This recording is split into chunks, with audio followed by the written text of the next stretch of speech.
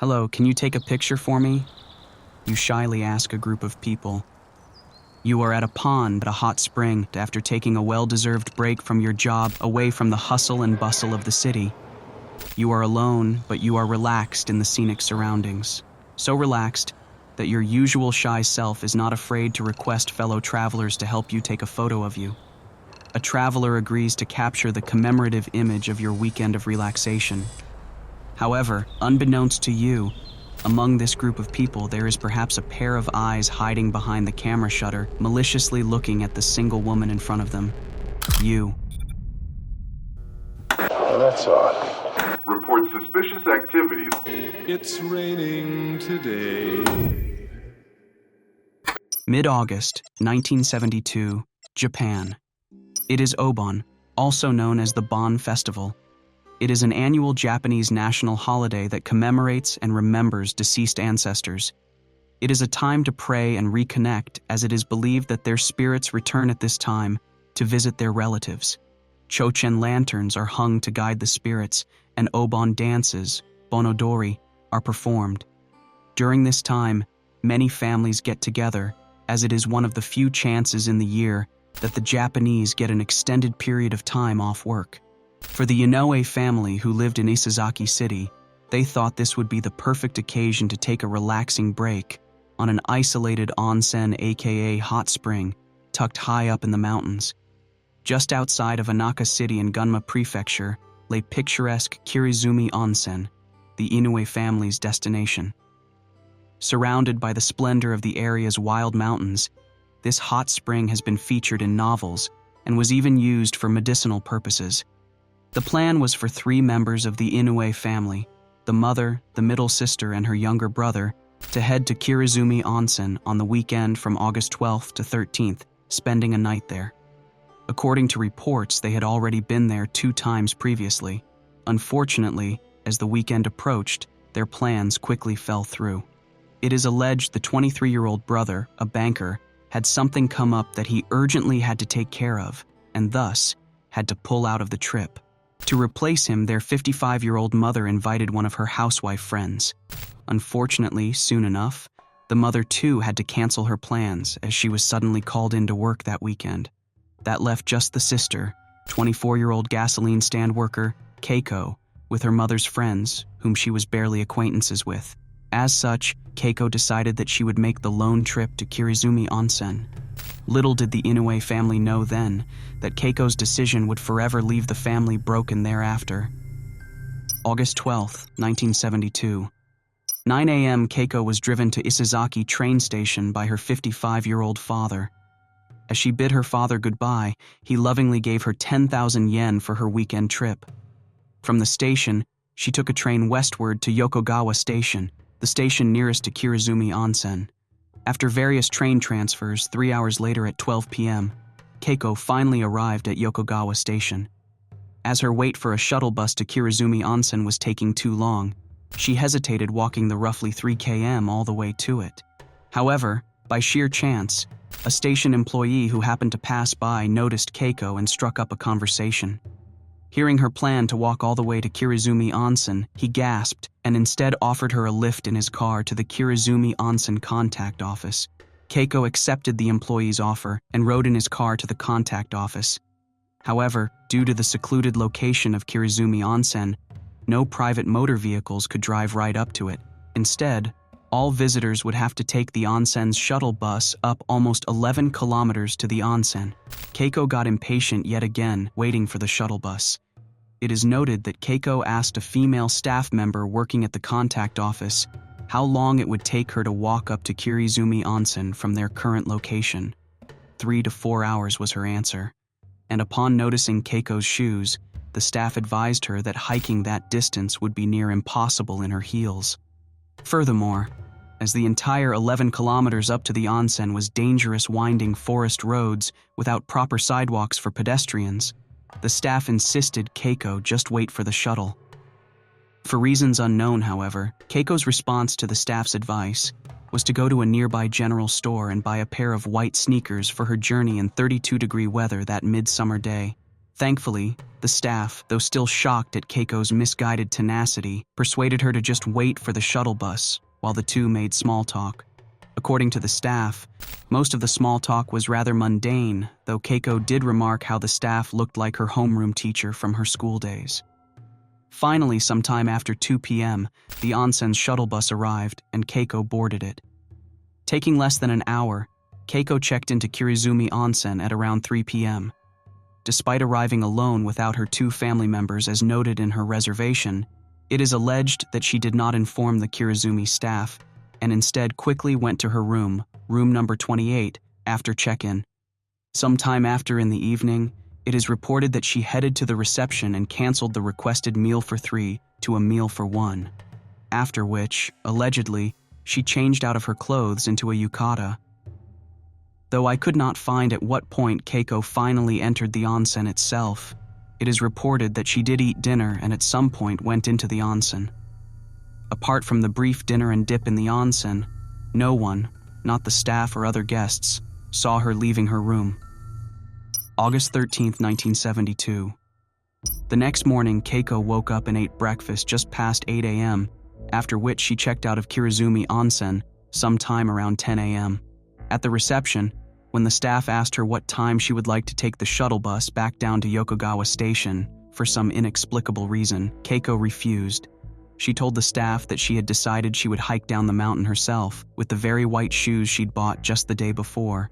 But before her hike down the winding roads at around 10 a.m., she requested a 21-year-old male part-time staff member to take 2 commemorative pictures of her with her camera.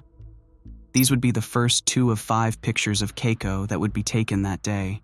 These 2 photos in particular were never released to the public for whatever reason, but from information gathered from those who saw them, the photos probably looked something like this. After the photos, off she made her hike down the winding roads towards Anaka City. Less than 1 kilometer from the Kirizumi Onsen, she stopped by Shinobu Pond. We know this as this was confirmed by 2 separate groups of witnesses and by another 2 photographs, the 3rd and 4th photograph of the final 5 photographs of Keiko. In these 2 photographs published in Jumu newspaper, you can see her posing in front of the waterfall of the pond. Who took these photos? We may never know for sure. After the quick pit stop at Shinobu Pond, Keiko made her way further down the mountain. It is during this part of her hike that she would be last seen alive. At around 2 p.m., a married couple who had also stayed at Kirizumi Onsen were driving down the mountain with their child on their way home when they spotted Keiko at the side of the road. Worried for the young woman hiking alone in the mountains, the husband pulled over beside Keiko and offered her a lift together with his family. But yet again, she insisted on hiking down the mountains as she declined his offer. She never made it down the mountain. In all likelihood, the family was the last people to see her alive. Well, the last innocent ones anyway. The fateful weekend came and went. Monday came and still no sight of or contact from Keiko. The Inoue family started to get worried as Keiko should have returned home the previous day on Sunday, and yet, no word from her about a delay or an extension to her trip. As families usually do, they just knew something was off. Immediately, Keiko's sister set off alone to Kirizumi Onsen to locate her, but to no avail. When he was informed of the failed search, Keiko's father swiftly went to the police to inform them about his missing daughter.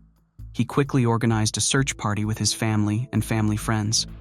For 2 whole days, the search party inquired the onsen staff members about Keiko, visited many of the same places Keiko did, and scoured the entire area around Kirizumi Onsen using radios for communication. August 16, 1972, 5 p.m. 3 days after their search began, Keiko's father was searching down the winding roads when he stumbled upon a curious small cabin located high up in the mountains near a dam that was under construction. He peeked inside. Through the dirty windows, he saw something. His world fell beneath him. There she was, his beloved Keiko, lying face up in a pool of blood. Paralyzed by shock and grief, Keiko's father summoned whatever strength he could muster to use his radio to call the police to the cabin where his daughter laid. Once the police arrived, it didn't take long to conclude that the bloodied body inside the cabin was indeed Keiko Inoue. Inside the cabin, with blood sprayed upon the walls, a blood trail extended from one room to the other. There was so much blood that it had soaked through the floorboards. And given that there was more blood in the first smaller room than in the second larger room where the body was found, the police concluded that Keiko was most likely killed in the first room where the entrance was, and then dragged into the other in an attempt to make her body harder to find from the door should someone peek in. The forensics team found bloody handprints that didn't belong to Keiko. But alas, no fingerprints could be recorded as these prints were made with cotton worker gloves. Moreover, they also discovered non-bloody footprints made in the dust with tabby shoes. Ultimately, no fingerprints or possessions from the murderer were recovered from the scene of the crime. In a corner of the room laid some peculiar collection of tin sheets. Upon its removal, the police discovered Keiko's possessions. In total, the police recovered 43 items. They included a cloth bag, a knitted white hat, a travel book under some clothes, a watch that had hauntingly stopped at 10:09 a.m., and a camera. Yes, the very camera that caught Keiko's last 2 days in a series of 5 haunting photographs. The police quickly developed the 5 photographs in hopes of finding any clue as to what had happened. Photographs 1 and 2 were quickly confirmed by the police to be taken by the part-time mail on scène employee. Photographs 3 and 4's origins were less clear. While some reports state that one of the 2 groups who saw her at the Shinobu Pond took these photos, other reports seem less sure about who truly took them. All we can say for sure is that Keiko clearly did not take them herself. As for the 5th and final photograph, it is even more mysterious. Here, represented by this mock-up image, published in the Jumu newspaper, it is equal parts scary as it is poignant. The final photograph of a lone traveler. This mock-up was reconstructed with the help of people who had seen the original. While Keiko's outfit was different from the one in this reconstructed image, it is confirmed that in that final photograph, there was a strange glow emerging from the bottom of the photo, so much so that it threatened to obscure Keiko and the entire image. Fortunately, the police could identify the location as less than an hour's walk from the murder scene at the cabin. And as with the previous 2 photographs, though they had no idea who took it, the police believed that it was very likely that the person who did either knew something or was involved in the murder itself. To them, this final photograph was most likely taken right before her final moments. Outside the cabin, though, police discovered tire marks possibly left behind by the murderer. Was the murderer perhaps driving when they spotted Keiko on the road and decided to ambush her? But then again, these tire marks could very well have been left by any car that may have parked there prior to Keiko ever being dragged there. As for Keiko's body, she was taken to the Gunma University Graduate School of Medicine. There it was determined that the cause of death was blood loss from an 8-centimeter deep and 5-centimeter wide stab wound to the left side of her chest, a stab so powerful it actually broke 3 of her ribs. Including this fatal stab wound, she had a total of 23 stab wounds all over her body, from a deep gash in her right arm to another in her neck. There were also defense wounds to her right hand that indicated that at some point during the attack, Keiko bravely grabbed the murder weapon. Stab wounds on her back also indicated that she was attacked while attempting to flee from her assailant. Keiko put up a valiant fight, and though she was still wearing the clothes she was last seen in, her white miniskirt had been turned up, indicating possible assault before or after the murder. However, thankfully, the autopsy revealed that she was not. The murder weapons were never found, despite extensive searches in the forests and dives in the nearby Kirizumi River. But after analyzing the horrific wounds, medical professionals believed that 2 types of knife were used: a 10-centimeter long survival-type knife and a meat cleaver. Ultimately, the time of death was concluded to be between the afternoon and evening of the day she went missing, August 13, 1972, which means it was likely that she died very soon after being offered a lift by the family in their car. Alongside the forensic inquiries, the police quickly started their investigation and interrogation. In order to track down suspects, everyone was categorized into different groups: onsen staff, onsen guests, hikers, foresters, fishermen, and construction workers. Naturally, they started off their investigation at Kirizumi Onsen. They interrogated staff members first. When they interviewed the female staff member at the Kirizumi Onsen contact office, two odd details were revealed. First, apparently Keiko had called the contact office at the beginning of August to make the reservation under her name. However, she did not mention this at all to the staff member when they were making their small talk. Nothing too damning, honestly, but in conjunction with the second detail, things do get odd. The second detail, despite having stayed at Kirizumi Onsen twice before, she acted like this was her first time. Her family defended this odd behavior by stating that Keiko was a very shy and introverted person, with few friends due to her lack of social skills. They stated that while she loved to travel alone, she went out of her way to avoid communicating with others. Which begs the question, wouldn't it be easier to just state the truth than to lie? On top of that, when a guest arrives at Kirizumi Onsen for the first time, it is noted that they are usually given a full orientation on their facilities, which means given Keiko's lie by omission, she most likely went through an orientation which she had already done before. In her defense, some have suggested that she avoided talking about her prior stays and reservation because it was too awkward for her to get into details, and instead it was easier to simply play along with the staff members' assumptions. The police got testimonies from the male part-time employee who took the first two photographs of Keiko in front of the water wheel. Overall, none of the staff raised the police's suspicion. Furthermore, the staff reported that there were no strange incidents or suspicious people. Next, the police moved on to the guests who were staying at Kirizumi Onsen at the same time as Keiko. They made up roughly 260 people. Of the 260 people, most were either family groups or groups of elderly people. And though there were young hiking groups as well, very few, if any, people were traveling alone like Keiko. After interviewing all of the guests, the police were disappointed to learn that only a few people saw Keiko throughout their stay, with most only seeing her when she checked in and out. Police also got testimonies from the two groups of people who saw her at the pond and the family that offered her a lift. Unfortunately, no meaningful clue came of any of the interviews and testimonies. August 19th, 1972. Almost 1 week after the murder, the Jumu newspaper got a very strange call from an odd Yoshi Ishida. This 22-year-old gave details like his occupation, his address, and one final striking detail. He claimed he was the one who took the photo of Keiko shown at Shinobu Pond. According to him, he had gone fishing in that area with a friend on August 13th, the day of the murder, and that while fishing, Keiko came up to him and requested for him to take a picture of her. He refused as he was not skilled with cameras, but apparently, she taught him how to, so he took 2 photographs, after which she left the pond and continued on her journey.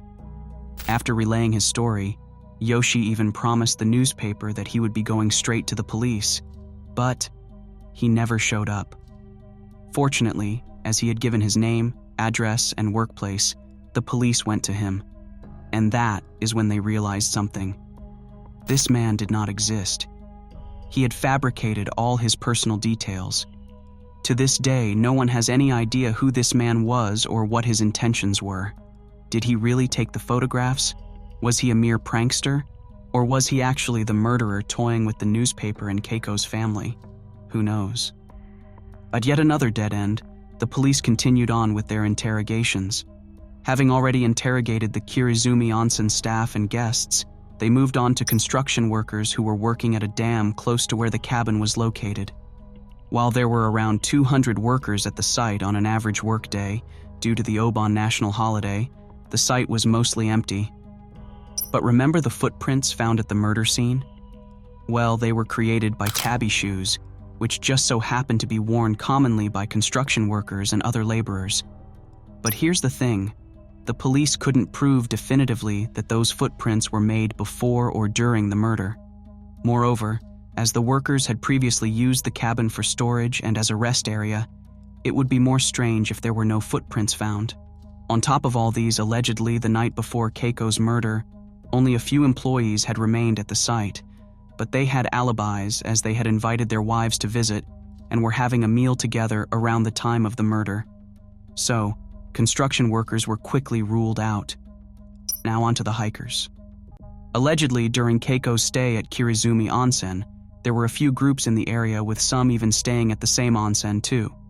Since all Kirizumi Onsen guests were already ruled out, that left the other hikers in the area. However, as the designated hiking course was to the northwest of the onsen on Mount Hanamagari, in the complete opposite direction of the scene of the crime, the police found it quite unlikely for a hiker to be in the area. The hiker/murderer would have had to have gone off trail and coincidentally find a lone woman to quench their murderous thirst in a cabin that just happened to be there. Furthermore, most hikers mostly operate in groups rather than alone. And on top of that, since many hikers that day were not local, they were probably unfamiliar with the cabin since it was a little off the main road and not open for public use. So, hikers were also ruled out. As for foresters, there were a few in the area taking care of the surrounding trees and making sure the roads were clear of any fallen or overhanging branches that could pose a risk to drivers. A pertinent detail, though, was that like construction workers, foresters too wore tabi shoes, workers' gloves, and carried a variety of knives, perhaps even a meat cleaver, which was one of the suspected murder weapons according to the autopsy. And not to mention, even more damning, like the construction workers, these foresters were familiar with the area, so most likely knew of the existence of the cabin.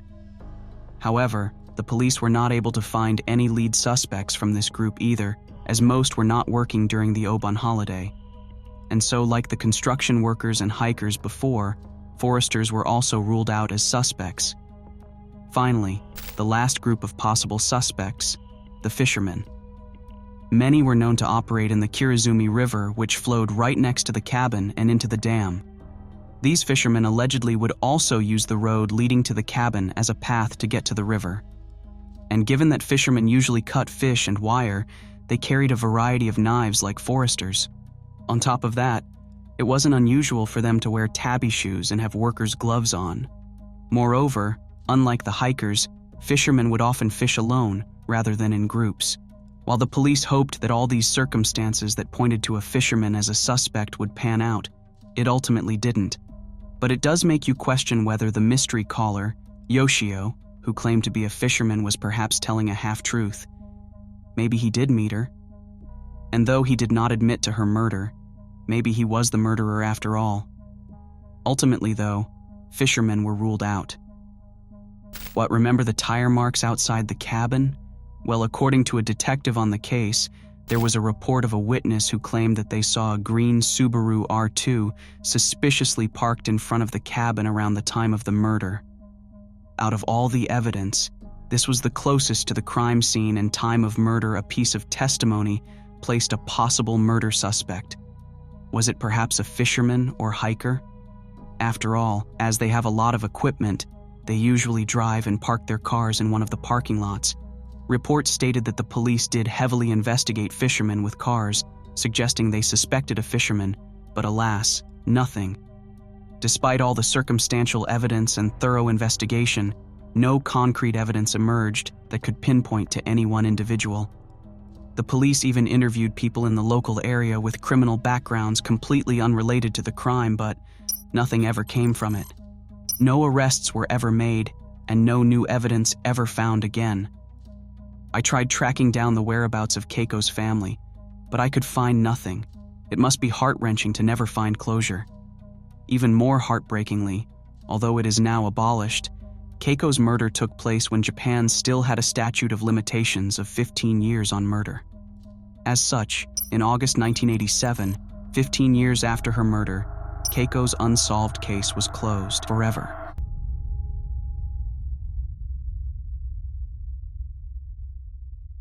With the mysterious series of final photographs, Keiko's tragic case naturally attracted a lot of interest from the public.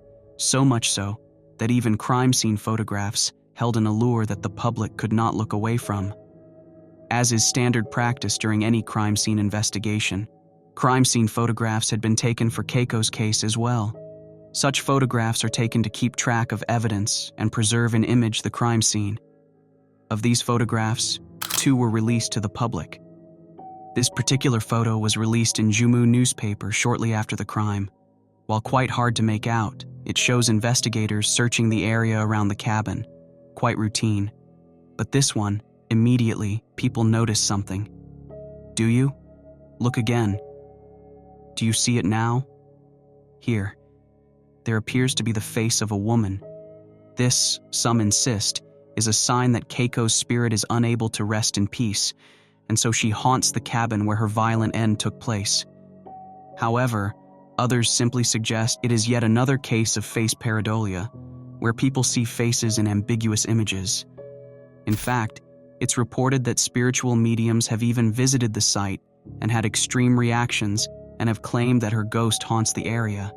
To be perfectly honest, though I am of the idea that there are things that exist outside of human perception and comprehension, all of this also feels a tad bit disrespectful to Keiko and her family. Since the crime occurred, the cabin has been abandoned and left to decay. Though it no longer stands, some of its remnants can still be found and explored today. These remains serve as a small reminder of the truly horrific event that took place there nearly half a century ago, like a time capsule waiting to be discovered and its mysteries unearthed and unraveled once and for all. Till then and forever, rest in peace, Keiko.